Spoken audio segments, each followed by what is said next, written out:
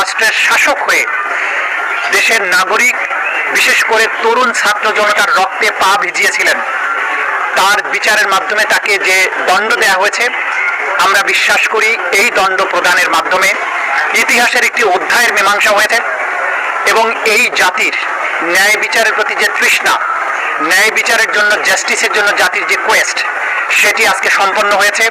অপরাধীকে তার প্রাপ্য শাস্তি প্রদান করা হয়েছে।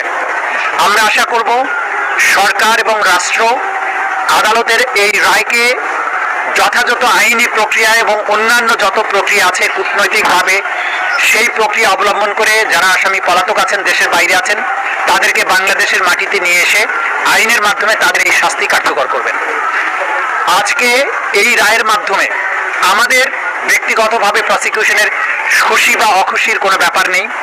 আমরা শুধু এটা বলবো যে শহীদ আসাবুল ইয়ামিন